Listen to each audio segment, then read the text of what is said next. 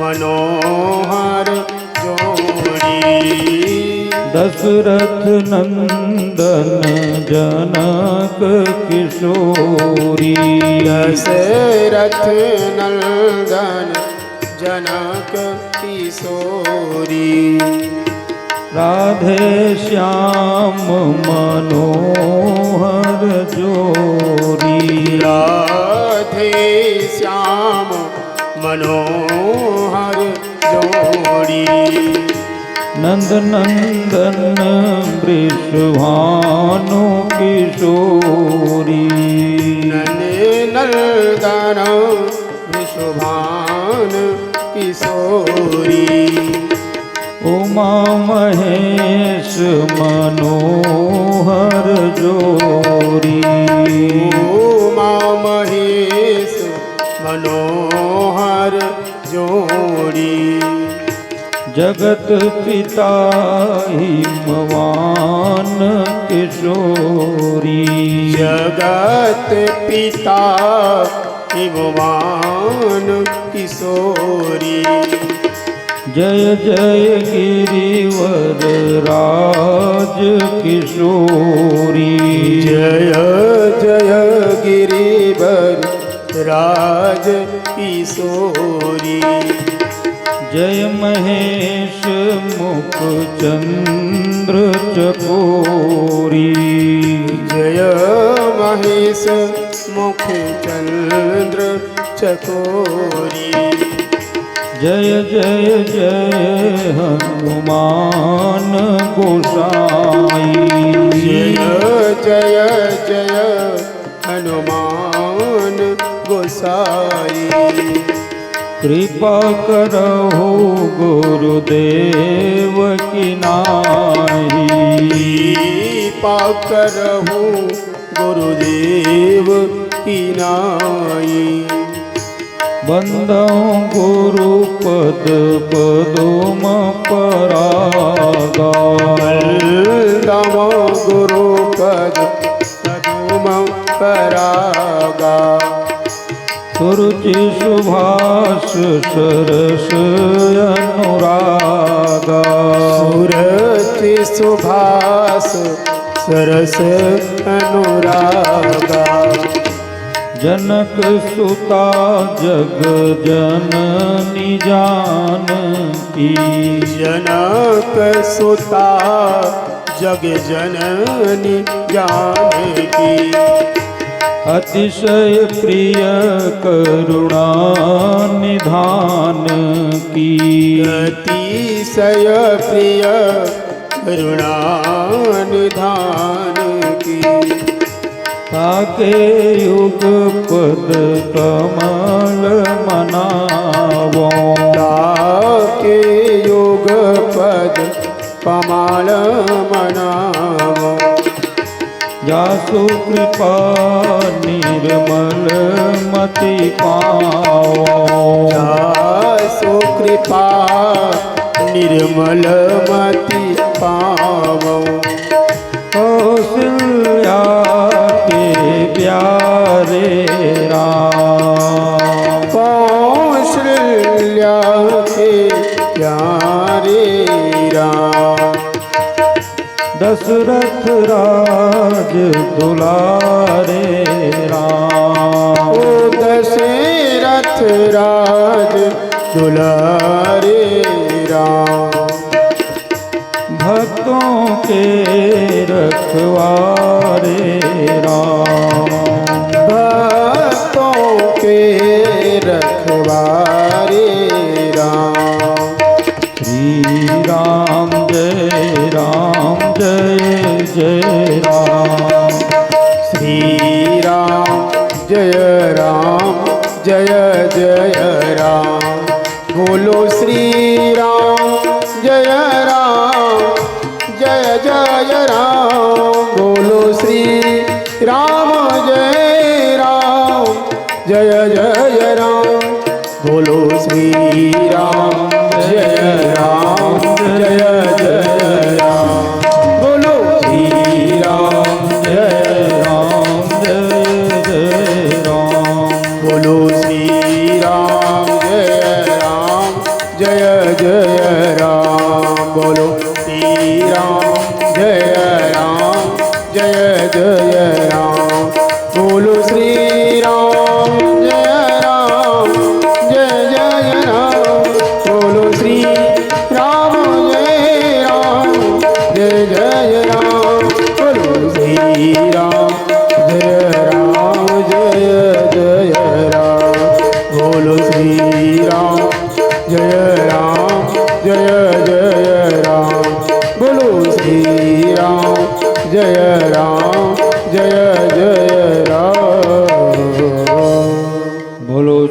भागवत महापुराण की जय, शीतला महारानी की जय, वृंदावन बिहारी लाल की जय हो।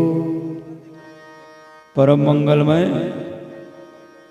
अकारण करुणा वरुणालय भक्तवांछा कल्पतरु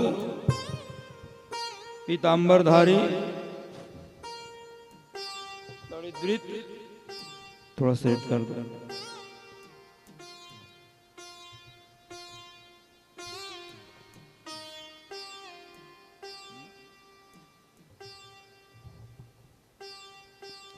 तड़ित विनिंदित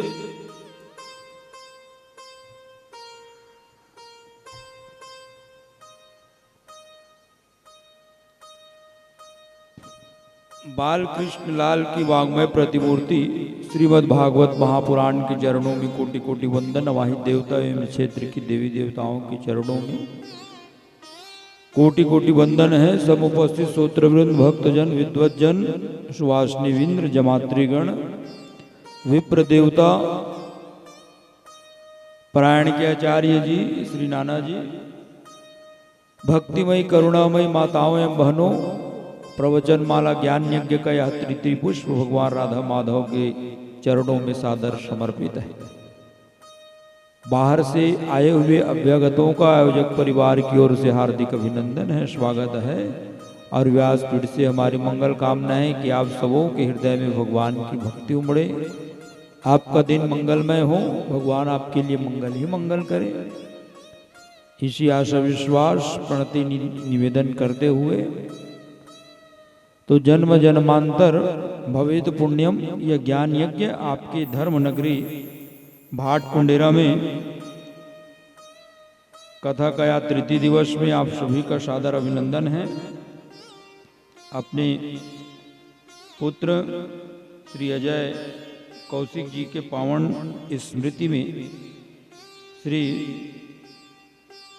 सरोज कुमार कौशिक परीक्षित के रूप में श्रीमती सपत्नी रीनाबाई कौशिक जी, श्री ईश्वर राम कौशिक जी, अमृका कौशिक एवं समस्त कौशिक परिवार के द्वारा ये ज्ञान यज्ञ का आयोजन आपके धर्म नगरी में होने जा रहा है। तो ये भी भगवान की विशेष कृपा है कि नवरात्रि के इस पावन पर्व पर आप और हम सभी भगवान की इस कथा रूपी गंगा में अवगाहन कर रहे हैं। भागवत कथा चरणारविंद के मकरंद सुधा के पान करने वाले श्रद्धालु रसिक भक्त जन, तो भगवान की कथा, भगवान को तो भक्ति प्रिय है, भक्ति प्रियो माधवा, गणिका गिद्ध अजामिल तारे तारे सदन कसाई। भगवान भक्ति के कारण अपने भक्तों का पक्ष लेते हैं। भगवान का नाम जैसा भी लो, भगवान का नाम जीव का कल्याण ही करता है। गोकोटि दानम ग्रहणेषु काशी प्रयाग गंगा युतकल्प वासा यज्ञागतम मेरु सुवर्ण दानम गोविंद नामना न कदापि तुल्या।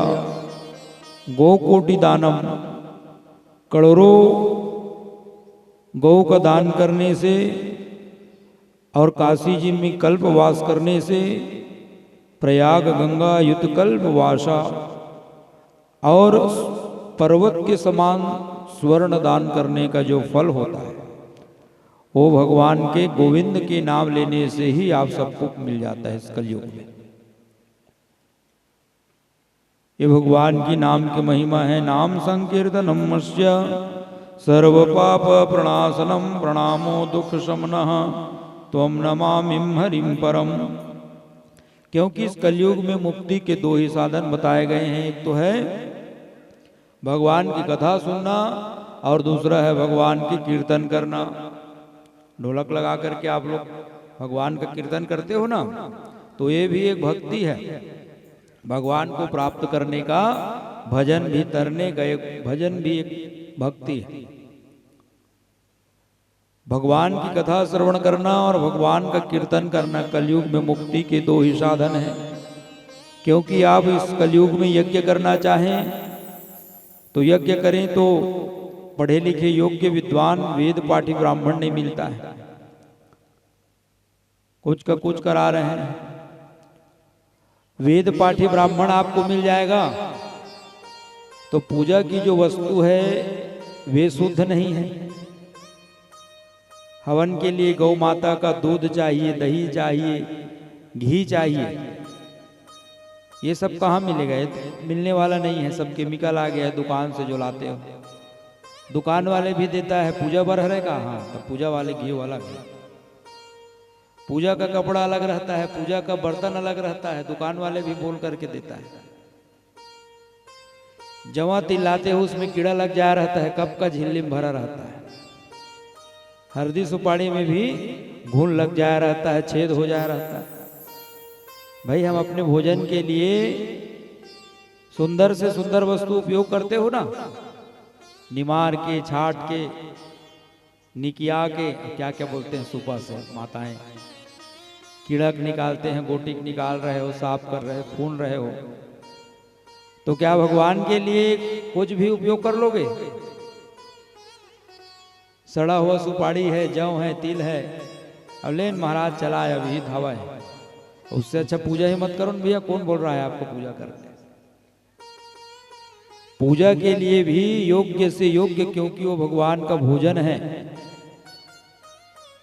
दिव्य से दिव्य वस्तु भगवान के लिए देना चाहिए, इसीलिए हमको पूजा का फल नहीं मिलता है।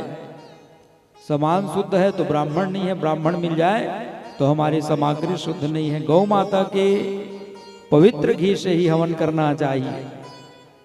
गौ माता के दूध से, गौ माता के जो पवित्र दही से भगवान का विशेष पूजन होना चाहिए, पंचामृत। इसीलिए आद्य शंकराचार्य भगवान ने मानस पूजा को ही सर्वश्रेष्ठ बतलाया है।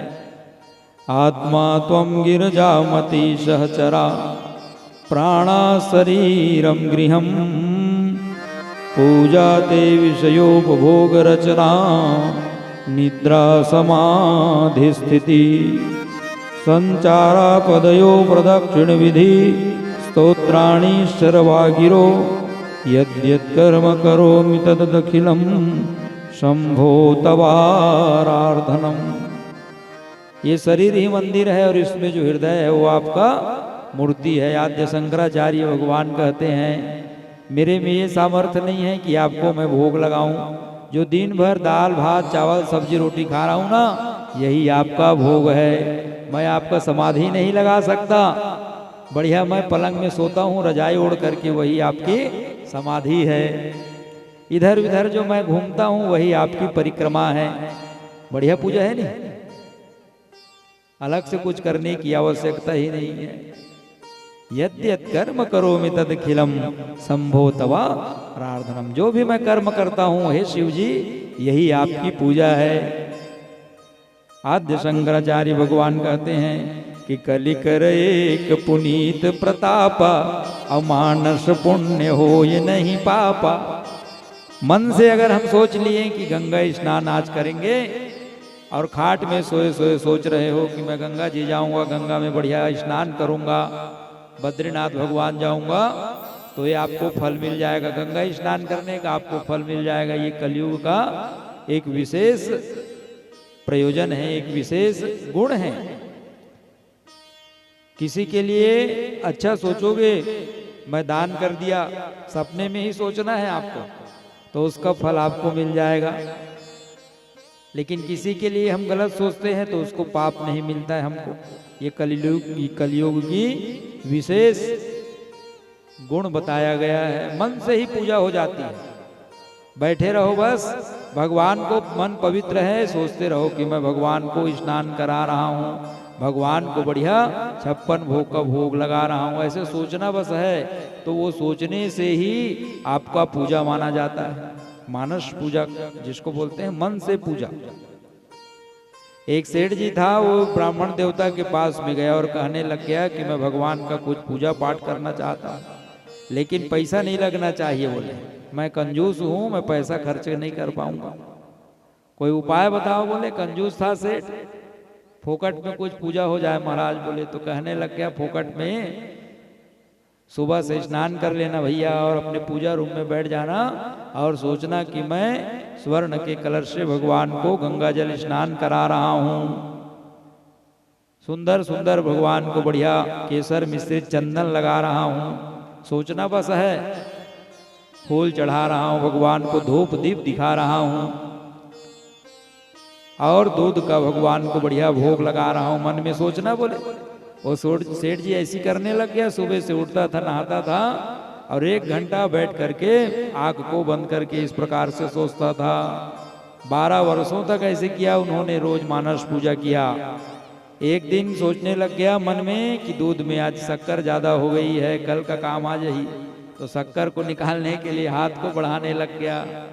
सपना में हूं भगवान प्रकट हो गया। अरे बनिया, कहने लग गया, सपना में तुम मुझको भोग लगा रहे हो, उसमें भी बोल रहे हो कि शक्कर ज्यादा हो गया है करके।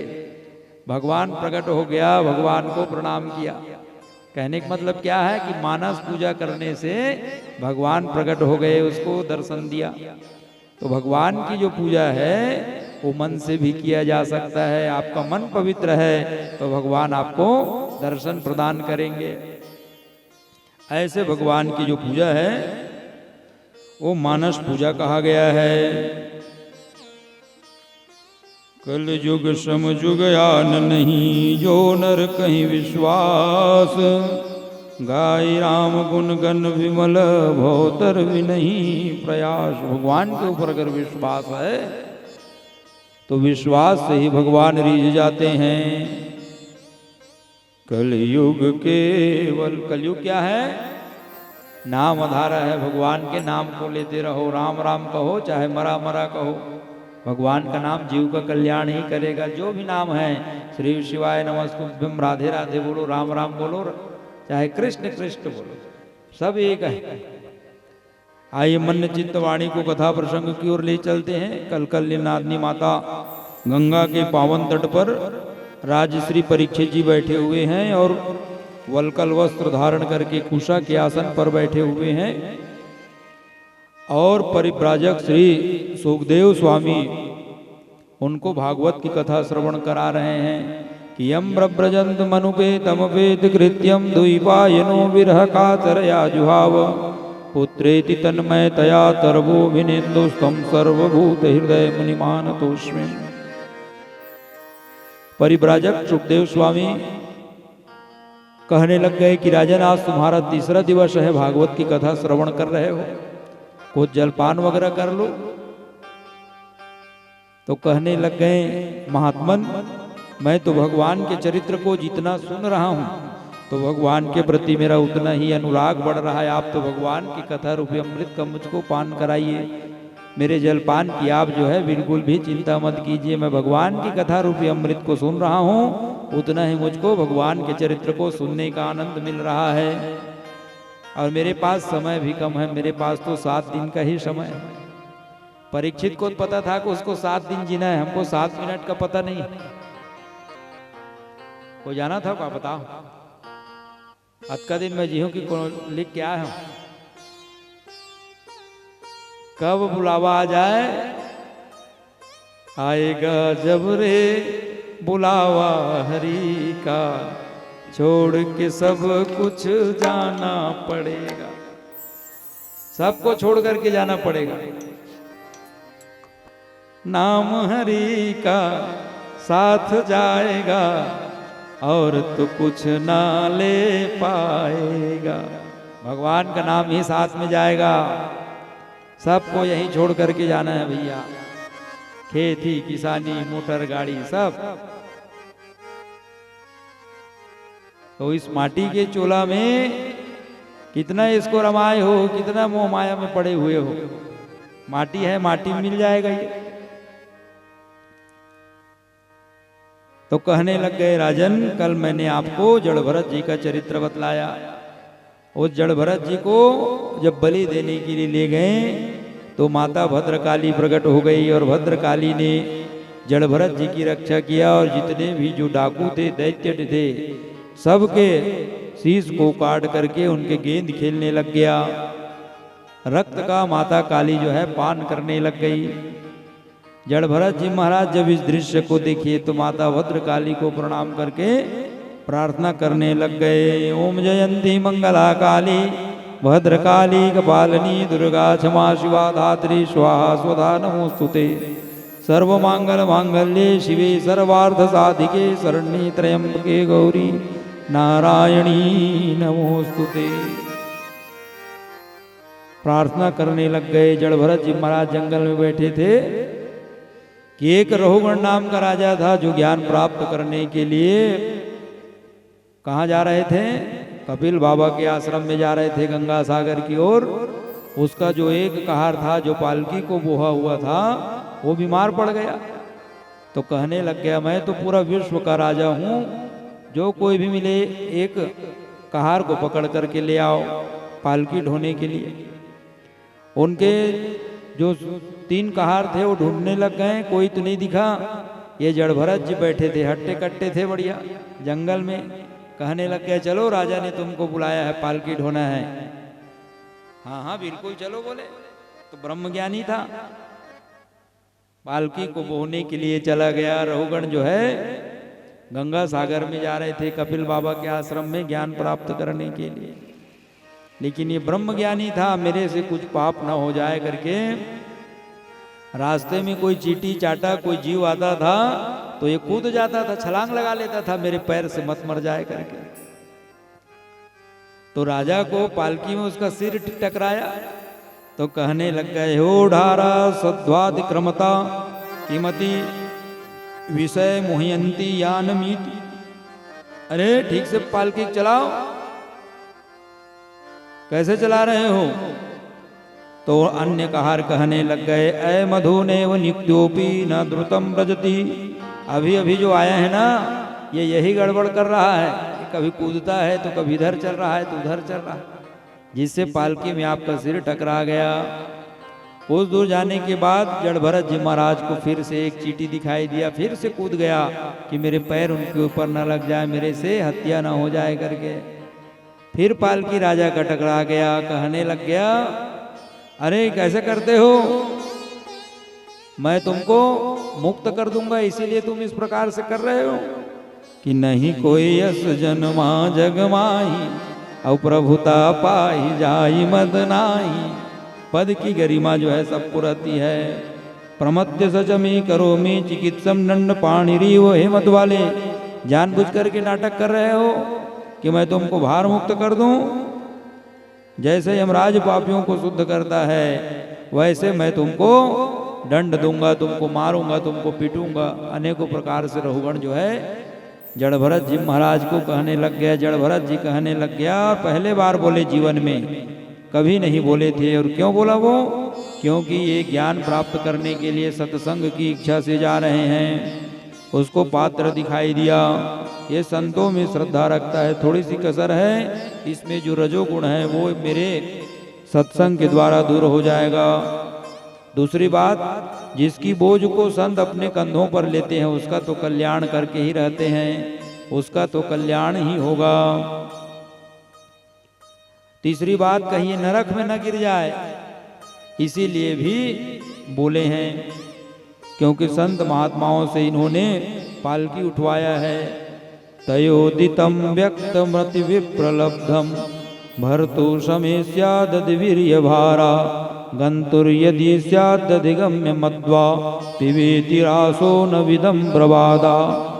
कहने लग गए कि हे राजन, तुम किसको मारने की बात करते हो? न मैं मोटा हूँ, न मैं पतला हूँ, न मैं बड़ा हूँ, न मैं छोटा हूँ, न मैं मरता हूँ, न मैं जीता हूँ। ये सब जो तुम धर्म बतला रहे हो ये तो शरीर का धर्म है, आत्मा तो अमर है। बड़ा होना, छोटा होना, मोटा होना ये शरीर का धर्म है।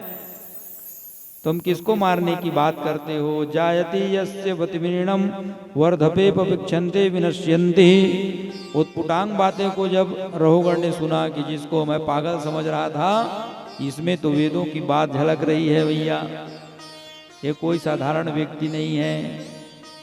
और जब पालकी से नीचे कूद करके देखने लग गया, कस्तम निगूढ़ चरसी द्विजानाम विभर्षि सूत्रम क्रतोत अवधुता, तो उसके जनेऊ को दिखाई दिया, उसके कंधे पर जनेऊ दिखाई दिया।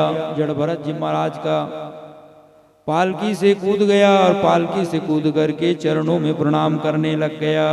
रहुगण क्या कहने लग गया, ना हम विसंगे सुरराज वज्रान त्रयक्ष शूलान यमस्य दंडात इंद्रकुलिश मम शूल विशाला काल दंड हरि चक्र कराला जो इनके मारे नहीं मरही विप्रद्रोह पावक सो जरही।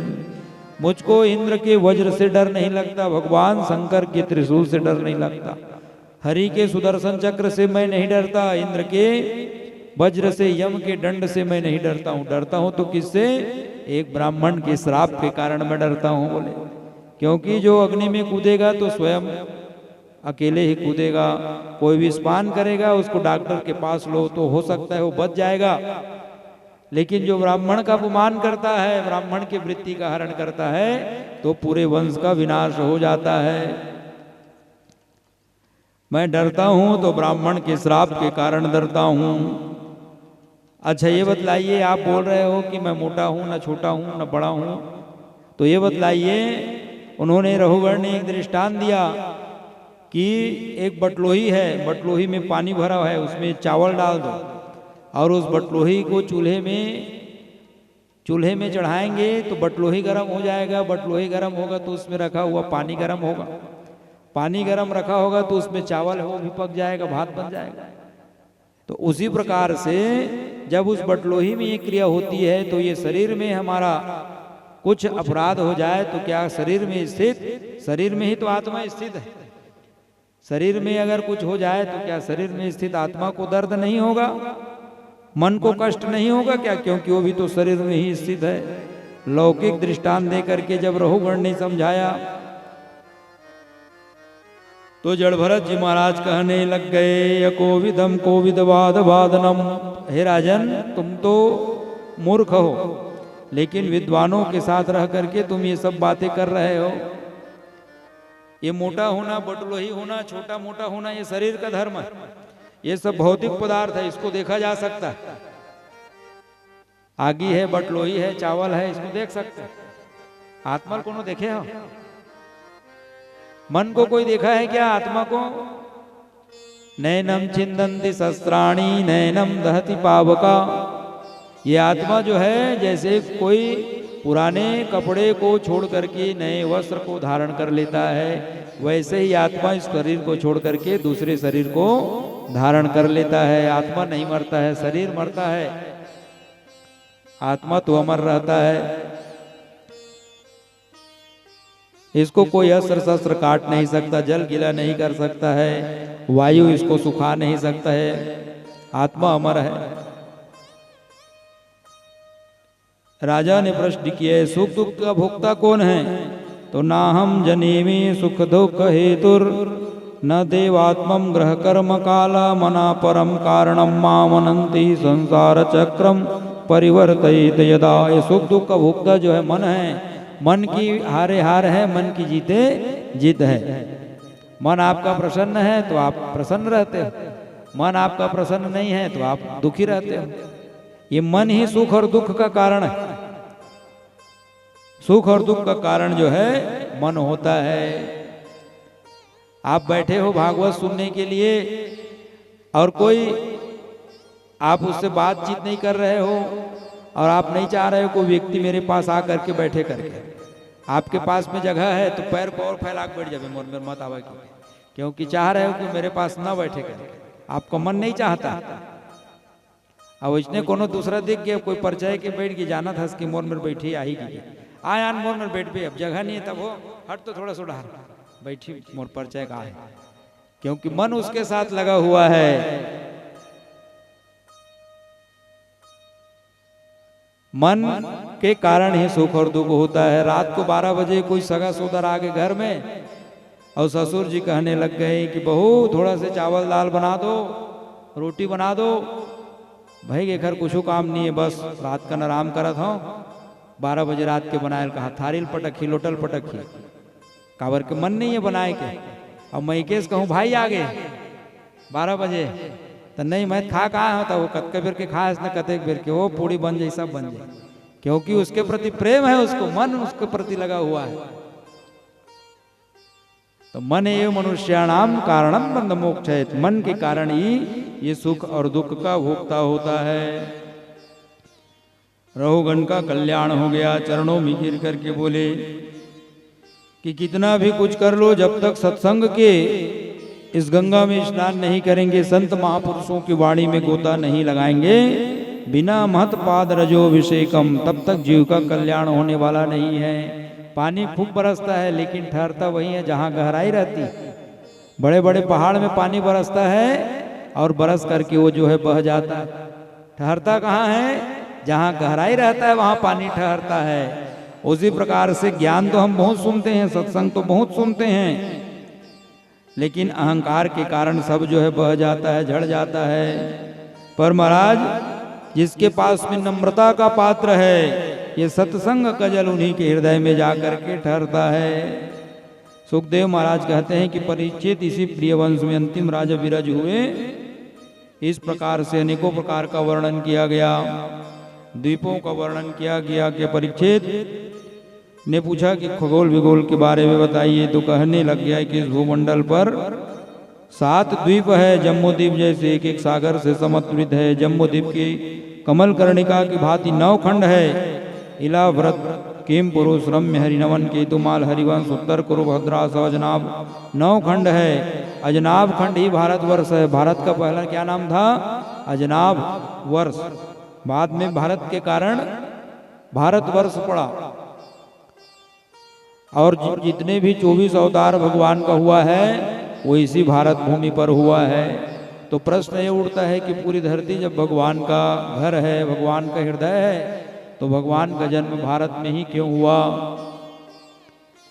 तो डॉक्टर अगर कहें कि एक हाथ में फोड़ा हो जाए तो एक हाथ को काटने से पूरे शरीर की रक्षा हो जाती है, तो हम एक हाथ एक पैर को कटवा लेते हैं, जहर मत फैल जाएगी। लेकिन भारत भूमि भगवान का हृदय है, और अगर हृदय नहीं रही तो जीवन चलने वाला नहीं है। इसीलिए जितना भी जन्म हुआ है वो इसी भारत देश में हुआ है। धर्म संस्थापनार्थाय संभवामि युगे युगे। भारत एक ऐसा देश है जिसमें भगवान का जन्म हुआ है। देवता लोग भी ईर्ष्या करते हैं कि ये मानव कितने परोपकारी हैं कि भगवान की कथा सुन रहे हैं। अहो अमीशाम किम कारिशोभनम प्रसन्न हेशाम स्वततम स्वयं हरि हर्जन्म लब्धम नृष भारताजरे मुकुंद सेवे पैसस स्पृहा। देवता लोग भी ईर्ष्या करते हैं कि एक दिन ये जो है भागवत कथा करा रहे हैं, सुन रहे हैं, और कहीं स्वर्ग में आ जाएगा तो हमारा राजा बन जाएगा, हमको इनका कर्मचारी बनना पड़ जाएगा, हमको मृत्यु लोक में जाना पड़ जाएगा। पुण्य करोगे तो स्वर्ग जाओगे। तो देवता लोगों का पुण्य जब क्षीण होगा तो वो मृत्यु लोक में आ जाएगा।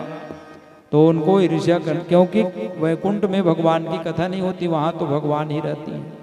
और इसीलिए हनुमान जी जो है जब सब परिकर भगवान के साकेत धाम जाने लग गए तो हनुमान जी कहने लग गए कि जब तक आपकी कथा वैकुंठ में नहीं होगा तो मैं वैकुंठ में जा करके क्या करूंगा? मैं तो इसी कलयुग में रहूंगा और कलयुग में रह करके मैं आपका कथा सुनूंगा। राम लखन सुनबे को रसिया और राम लखन सीता मन बसिया। कथा के सबसे बड़े रसिक हैं हनुमान जी, किसी न किसी रूप में आकर के भगवान की कथा को सुनते रहते हैं। न यंत्र वैकुंठ कथा सुधा पगा न साधवो भगवतस्तदाश्रय। कलयुग वैकुंठ में भगवान का दर्शन होता है, वहां तो भगवान का कथा नहीं होता है। ये कलयुग ही है जिसमें भगवान का कथा होता है, सुनने को मिलता है। अष्टमी शिवरात्रि त्योहार मनाते हो, तीजापुरा मनाते हो, ठेठरी खुरमी मनाते हो। ये भारत का देश है जहाँ रंग पंचमी मनाया जाता है, कहीं होली मनाया जाता है, कहीं दीपावली का त्योहार मनाया जाता है, कहीं फुगड़ी, कहीं कर्मा, कहीं ददरिया। ये सब जो देखने को मिलता है वो इसी भारत देश में मिलता है। सभी भगवान का वास इस कलयुग में है। यहाँ देव धामी के डेरा ठाकुर देव के बसेरा, मनावे गौरी गौरा सबो घर तुलसी चौरा। ये भारत की भूमि है, छत्तीसगढ़ की भूमि है, जहाँ इंद्रावती है, अरपा है, पैरी है, बड़ी बड़ी नदी यहाँ वास है। अनेकों प्रकार के लोक नाट्य है, लोक नृत्य है। छत्तीसगढ़ की प्रत्येक सुबह स्वर्णिम हुआ करती हैं। और पंचम स्कंद के अंतिम अध्याय में सुखदेव जी ने भारत भूमि की महिमा गाई है। चंदन है इस देश की माटी, तपोभूमि हर ग्राम है, हर बाला देवी की प्रतिमा, बच्चा बच्चा राम है। जहाँ कर्म से भाग्य बदलते, श्रम निष्ठा कल्याणी है, त्याग और तप की गाथाएं गाती कवि की वाणी है। जहाँ सवेरा शंख बजाता, लोरी गाती शाम है, हर बाला सीता की प्रतिमा, और बच्चा बच्चा राम है। जिनके सैनिक समर भूमि में गाया करता गीता है, जहाँ खेत में हल के नीचे खेला करती सीता है। जीवन का आदर्श यहाँ पर परमेश्वर का धाम है, हर बाला देवी की प्रतिमा, बच्चा बच्चा राम है। ज्ञान यहाँ गंगा जल जैसा अविरल है, अविराम है, हर बाला देवी की प्रतिमा। हर बाला देवी की प्रतिमा है। नवरात्रि का पावन पर्व है, जिसमें आप लोग क्या करेंगे? कन्या पूजन करेंगे। 2 वर्ष से 10 वर्ष तक के कन्या कुमारी पूजन किया जाता है, क्योंकि 2 से 10 वर्ष तक की जो कन्या है वो देवी का रूप माना जाता है। चुनरी उड़ा करके दिव्य उनको भोग लगाया जाता है, पूजन किया जाता है। यहाँ तो जैसा भी है, कामरू कामाख्या में जाओ तो 2 से 3 घंटा तक कुमारी पूजन किया जाता है। कामरू कामाख्या नेपाल में है ना, वहाँ अनेकों प्रकार से देवी के पूजन का विशेष रूप से महत्व है। तो भारत भूमि की महिमा सुखदेव जी ने पंचम स्कंद के अंतिम अध्याय में गाए हैं। जहाँ डाल डाल पर सोने की चिड़िया करती है बसेरा, ओ भारत देश है मेरा, ओ भारत देश है मेरा, ओ भारत देश है मेरा, ओ भारत देश है मेरा।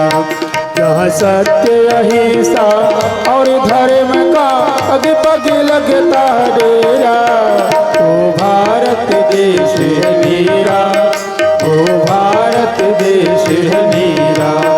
जहाँ डाल डाल पर सोने की चिड़िया करती है बसेरा, ओ भारत देश है मेरा, ओ भारत देश है मेरा, ओ भारत देश है मेरा, ओ भारत देश है मेरा।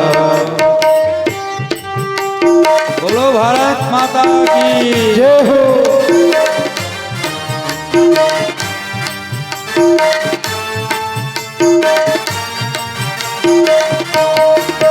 ये धरती वहाँ जहाँ ऋषि मुनि जपते हरि नाम की माला, ये धरती वहाँ जहाँ ऋषि मुनि जपते हरि नाम की माला, जहाँ हर बालक की मोहन है और राधा की बाला, और राधा की बाला। जहाँ सूरज सबसे पहले आकर डाले अपना डेरा, ओ भारत देश है मेरा, ओ भारत देश है मेरा, ओ भारत देश है मेरा, ओ भारत देश है मेरा।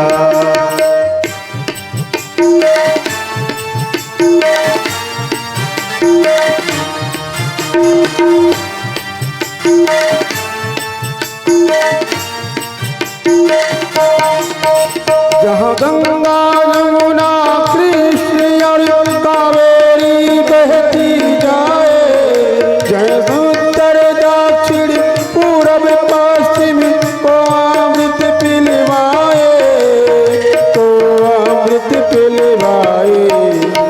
कहीं फूल और फूल उगाए, केसर कहीं बिखेरा, ओ भारत देश है मेरा, ओ भारत देश सा और धर्म का पग पग लगता है डेरा। ओ भारत देश मेरा, ओ भारत देश मेरा।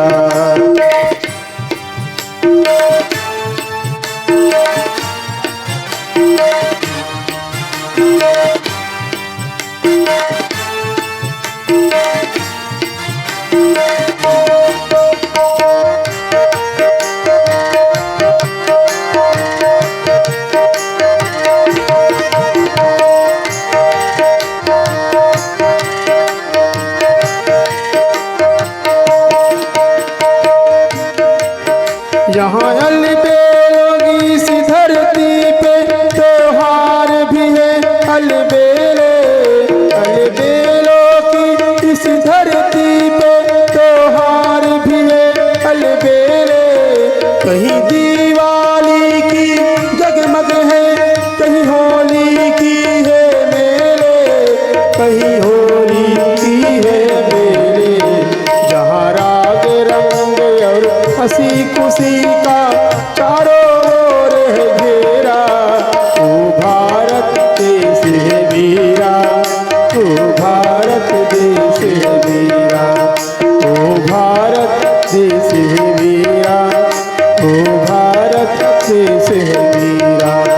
जहाँ सत्य अहिंसा और धर्म का पग पग लगता तेरा। ओ भारत देश है मेरा, ओ भारत देश है मेरा, ओ भारत देश है मेरा, भारत देश है। भारत भूमि की महिमा गाई है सुखदेव जी ने और कहने लग गया कि 14 लोक है भगवान का, अतल वितल सुतल रसातल महातल पताल। नीचे 7 लोक और 7 लोक ऊपर है, भो भुआ स्व जना तप सत्य लोक। ये 14 लोक भगवान का पूरा शरीर है और पृथ्वी से 99,000 की दूरी पर यम की एक सैमनीपुरी है। इस पृथ्वी से 99,000 की गहराई में यम की संयमनीपुरी है, जिसको आप लोग कहते हो नरक लोक। तो ये नरक 28 प्रकार के नरकों का वर्णन सुखदेव जी ने इस पंचम अध्याय के स्कंद के अंतिम अध्याय में किया गया है कि कौन कौन कर्म करने से, कौन कौन पाप करने से कौन कौन नरक लोक जाना पड़ता है। तामिश्र, अंधतामिश्र, रौरव, महारौरव, वैतरणी, कुंभिपाक, कालसूत्र, सिपत्रवन, सुकर्मो, कंदकूप, कृमि भोजन, संदस, सप्त सुरति, कंटक, सालमली, पियोध, प्राणरोध, विशसन, लालाभक्ष, सारमेदन, अविची, अयपन, अवट निरोधन, पर्यावर्तन, छान करदम, रक्षोगण भोजन, सुल प्रेत, दंड सुख, सुचिमुख। 28 प्रकार के नरकों का वर्णन किया गया है कि ये नरक होता है कि नहीं होता है। कई जन ये भी पूछते हैं कि ये जो है कपोल कल्पना है, तो कहने लग गए हैं कि ये नरक और स्वर्ग कोई झूठा नहीं है, ये वास्तविक है। भगवान ने हमारे मुक्ति के लिए ही नरक को बनाया।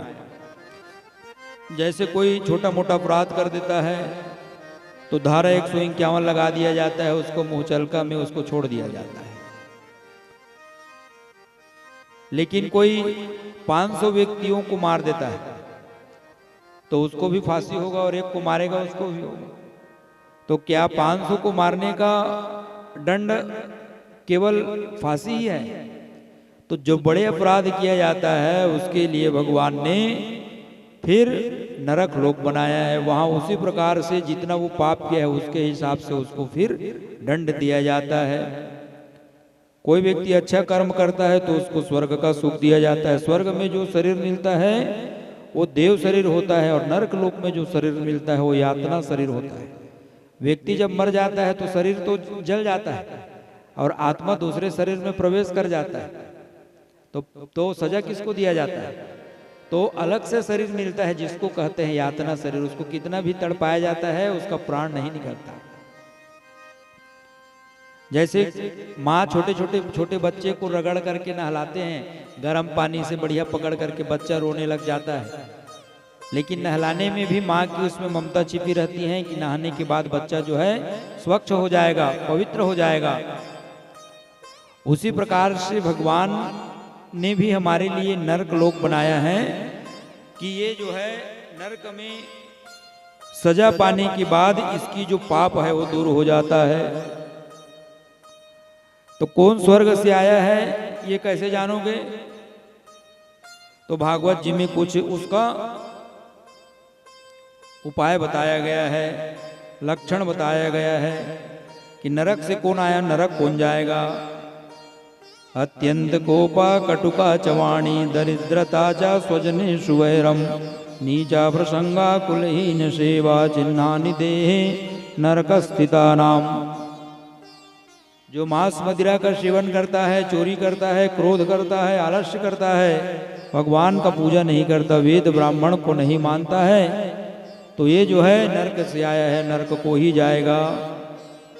जो दान नहीं करता है, और स्वर्ग कौन जाएगा? स्वर्ग स्थिता नमानि जीवलोके चत्वारि चिन्हा निवसन्ति देहे दाना प्रसंगो मधुरा चवाणी देवार्चनम ब्राह्मणम तर्पणम जा। जो गौ ब्राह्मण का पूजा करता है, तीर्थ यात्रा करता है, मुक्त हाथ से जो दान करता है, मानव शरीर होकर के जो तीर्थ यात्रा नहीं करता है, तो जो तीर्थ यात्रा करता है, धर्म को जो मानता है, ये सब स्वर्ग से आया है, स्वर्ग को ही जाएगा। लेकिन भगवान से प्रार्थना है कि आप लोग कहीं से आए लेकिन स्वर्ग सब जाओ। हमारी तो यही भगवान से इच्छा है कि भगवान आप सबको स्वर्ग ही प्रदान करें। क्योंकि आदमी व्यक्ति जो है अपने जीते जी अनेकों प्रकार का कर्म करता है और उनको कभी पद का अभिमान हो जाता है, कभी रूप का अभिमान हो जाता है, कभी धन दौलत का अभिमान हो जाता है। लेकिन जाना सबको भगवान के घर ही है, सबको जाना है। पंछी उड़ाते आकाश करते बिरछा मवास छिन सुख पाए के प्यास छिन सुख जाए के उदास। धरती में आए बिना दाना पानी पाबे कहाँ रे तैं थीरा बे कहाँ रे छैया भूयल छोड़ जवैया तैं थीरा बे कहाँ रे। जब तक अपने छैया भूया भगवान के शरण में नहीं जाओगे तब तक कहीं पार लगने वाले नहीं हो। कितना भी अभिमान कर लो, जाना वही है। तो जीव का परम धर्म है भगवान की भक्ति करना। ये 28 प्रकार के नरकों के बारे में बताया गया है। जो प्राणी पर संपदा का हरण करता है, पर स्त्री का हरण कर लेता है, छोटे छोटे बच्चों को हरण करता है। आए दिन देखते हो ना टीवी में किडनैप हो गया है किसी बच्चे को, इतना लाख रुपया दोगे तो मैं तुम्हारे बच्चे को छोड़ूंगा। ये कई प्रकार के आप लोग देख रहे हैं। तो ये भी एक पाप है। ये जो करता है वो यमदूत तामिस्त्र नाम के नरक में ले जाकर के पटक देते हैं। जहां तांबे के समान अग्नि जलती रहती, तपा रहता है, उसमें उस जीव को दौड़ाया जाता है, उसका शरीर जल जल के गिरने लग जाता है। जो जीवों को काट करके अपने तृष्णा के लिए बकरे को खा रहे हैं, मुर्गा खा रहे हैं, मछली खा रहे हो, निर्दोष प्राणियों को काट करके भगवान ने कितना सुंदर मनुष्य का दन दिया है। सुंदर शाकाहार बनो।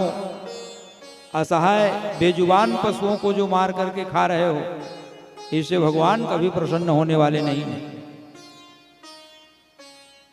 जैसे उसको कढ़ाई में पकाया जाता है उस जीव को, उसी प्रकार से जब वो व्यक्ति मर करके नरक जाता है तो उसको उसी प्रकार से काट करके उसी कढ़ाई में पकाया जाता है। बड़े बड़े कड़ाव रखे हैं। मेरे मालिक के दरबार में सब लोगों का खाता, सबका खाता है। वहां कौन क्या कर रहे हो ऐसा नहीं है कि कोई मेरे नहीं देख रहे हैं करके। सबका एक अलग मंत्रिमंडल बना हुआ है सबका लेखने के लिए। सब कितना पाप कर रहे हो, कितना पुण्य कर रहे हो। श्रवण और श्रवणी नाम के दो हैं, चित्रगुप्त को बताते हैं ये कर्म कर रहे हैं, ये ऐसा कर रहे हैं। वो सब एक एक चीज आप लोगों को वहां पर जाने से मिल जाता है। जैसे नंबर दबाओ व्हाट्सएप फेसबुक के माध्यम से तो पूरा हिस्ट्री निकल जाता है, उसी प्रकार से आप वहां जाओगे तो आपका नंबर दबाया जाएगा, तो शुरू से लेकर के कितना पाप किए हो, कितना पुण्य किए हो, सब निकल जाएगा। पूरा डाटा है भगवान के पास में, पूरा कलेक्शन है उसके पास। तो निर्दोष प्राणियों के ऊपर दया करो, नहीं तो कुंभी पाक नरक में जाने के लिए तैयार रहो। जो घर में आए हुए अतिथियों को क्रोध से देखता है, काबर आज सो के दिन रही है, कब जाही, आए नहीं रहा है, पूछत रहे थे कब जाए। तो घर में अतिथि देवो भव, अतिथि जो आए हैं वो देव है, सम्मान करो, प्रेम से बात करो। जो उसको जो क्रोध की निगाह से देखता है, वज्र तुंड नरक में जाकर के गिर जाता है। उस जीव की आंख को गीध खा लेते हैं। और अंधता मिश्र नरक हैं, जो ब्राह्मण के धन का हरण करता है, उसको अंधता मिश्र नाम के नरक में ले जाया जाता है। दूसरे प्राणियों से जो द्रोह करता है, घमंड करता है, अभिमान करता है, उसको रौरव नाम के नरक में जाना पड़ता है। वेदों की जो निंदा करता है, उसको काल सूत्र नाम के नरक में जाना पड़ता है। वैदिक सनातन मार्ग को छोड़ करके जो पाखंड पूर्ण धर्मों का आश्रय लेता है, उसको असीपत्र नाम के वैकुंठ में जाना पड़ता है। जिसकी जो पत्तियां तलवार के समान हैं, उस व्यक्ति के पूरे शरीर को छोटे छोटे टुकड़ों में काट दिया जाता है। रोता रहता है, छटपटाता रहता है, सूकर मुख है। जो निरपराध प्राणी को दंड देता है, उसने कोई गलत काम किया नहीं है, उसको निरपराध है, उसको जो दंड देता है उसको सूकर मुख नाम के नरक में ले जाया जाता है। जहां गन्ने के रस को जैसे पेरते हैं, वैसे उस व्यक्ति को कोल्हू में डाल करके पेर दिया जाता है। मच्छर खटमल मतलब मारथोप नहीं मारो, मच्छर हो जाता है तो क्या लगाते हो आप लोग, मच्छरदानी, ठीक है लगा लो।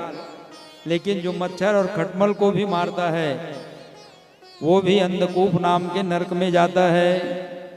और मरे हुए जीव उसको खून को चूस चूस करके पीने लग जाता है। मत मारे करो भैया, ये भी भगवान का हेलीकॉप्टर है, हमारे ऊपर पेट्रोल भरवाने के लिए हमारे पास आता है, ये भगवान का हेलीकॉप्टर है। कृमि भोज नाम का जो नरक है, जो बिना पंच महायज्ञ किए दूसरों को खिलाए, जो भोजन कर लेता है, भोजन बन जाए तो छोटे बच्चों को पहले खिलाओ। ऐसा नहीं है कि आप ही बनाओ और आप ही भोजन करने लग जाओ, यह भी पाप है।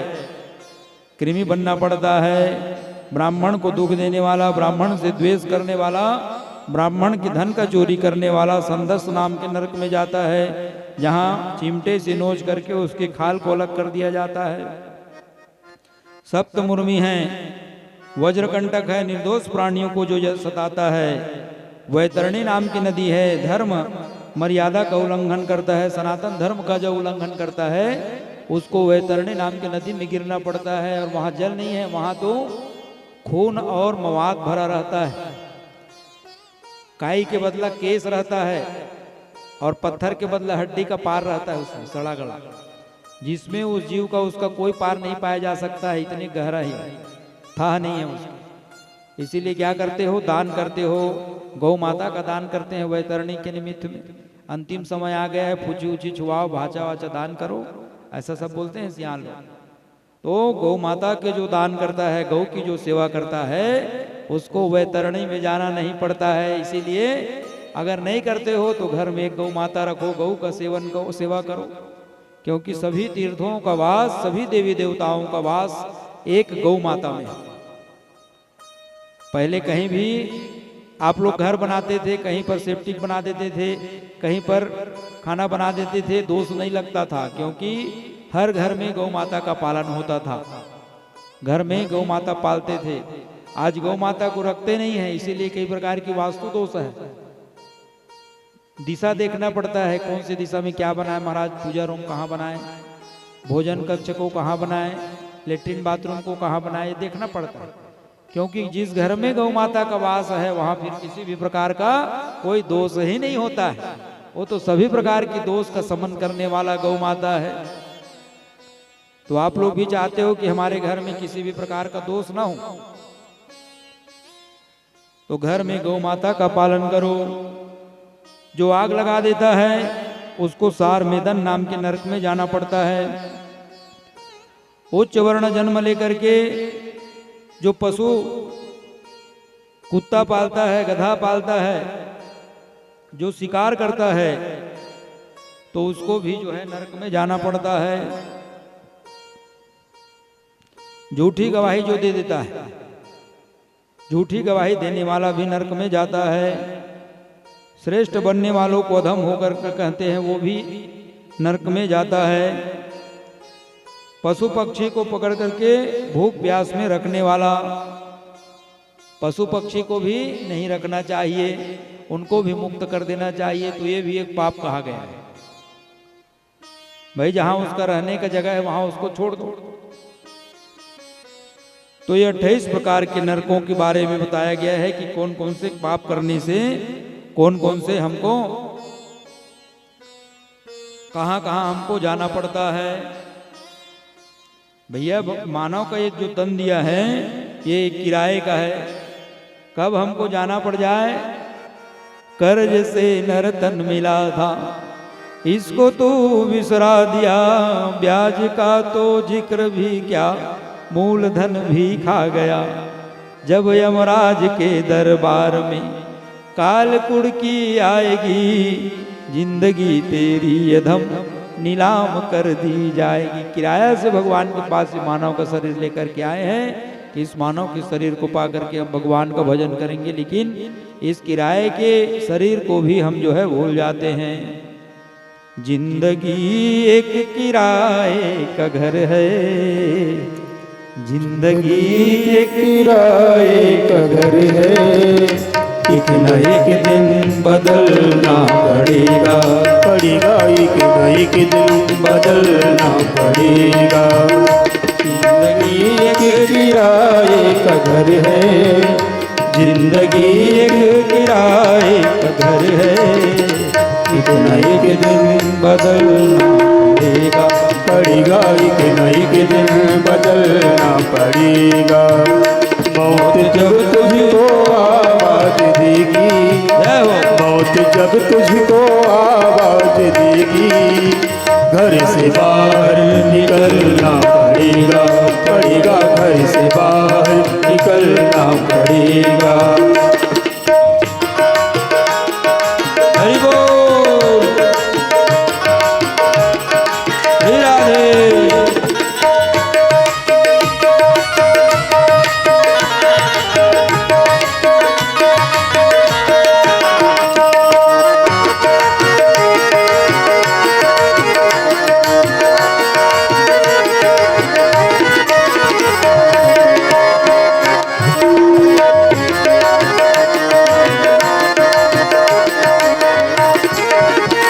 रूठ जाएगी जब तुझसे खुशियाँ, गम के साथे में ढलना पड़ेगा। रूठ जाएगी जब तुमसे खुशियाँ, गम के साथे में ढलना पड़ेगा। वक्त ऐसा भी आएगा नादान, वक्त ऐसा भी आएगा नादान। तुझको कांटों पर चलना पड़ेगा, पड़ेगा तुझको कांटों पे चलना पड़ेगा। जिंदगी एक किराए का घर है, जिंदगी एक किराए का घर है, एक न एक दिन बदलना पड़ेगा, पड़ेगा एक न एक दिन बदलना पड़ेगा।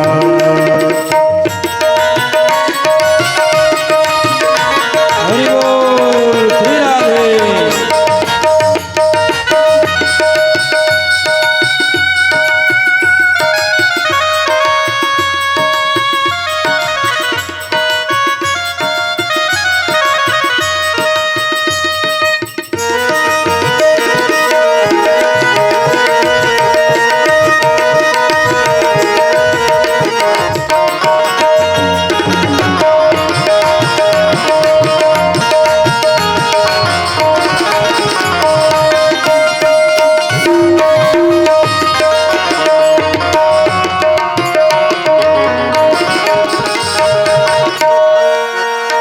इतना मशहूर जाएगा तू, इतना मजबूर हो जाएगी, इतना मशहूर हो जाएगा तू, इतना मजबूर हो जाएगा तू।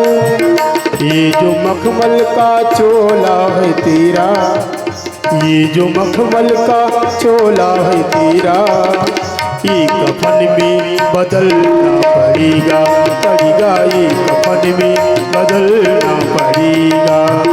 जिंदगी के किराए का घर है, जिंदगी के किराए का घर है, एक न एक दिन बदलना पड़ेगा, पड़ेगा एक न एक दिन बदलना पड़ेगा, एक न एक दिन बदलना पड़ेगा, पड़ेगा एक न एक दिन बदलना पड़ेगा।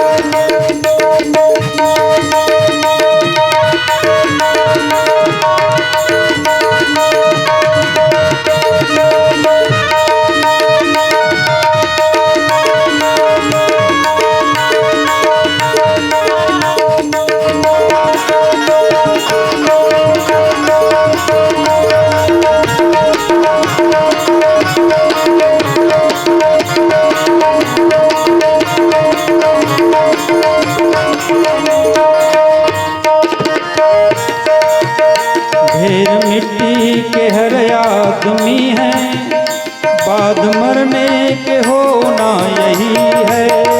ढेर मिट्टी के हर आदमी है, बाद मरने के होना यही है। या जमीनों में कुर्बत बनेगी, या जमीनों में तुरबत बनेगी। मरने के बाद इस शरीर का दो ही हाल होता है, या तो इसको जला दिया जाता है या इसको मिट्टी दे दिया जाता है। इसकी दो ही क्रिया होती है, शरीर दो ही काम आता है। या जमीनों में कुर्बत बनेगी, या जमीनों में कुर्बत बनेगी, या चिताओं में जलना पड़ेगा, पड़ेगा या चिताओं में जलना पड़ेगा। बाप बेटे ये भाई भतीजे, बाप बेटे या भाई भतीजे। आप बोलोगे मेरे भाई है भतीजे हैं, सब मेरे काम आएंगे, मेरे बहुत परिवार है, तो अंत समय आएगा तो कोई काम आने वाला नहीं। बाप बेटे ये भाई भतीजे, काम आएगी दौलत न ताकत।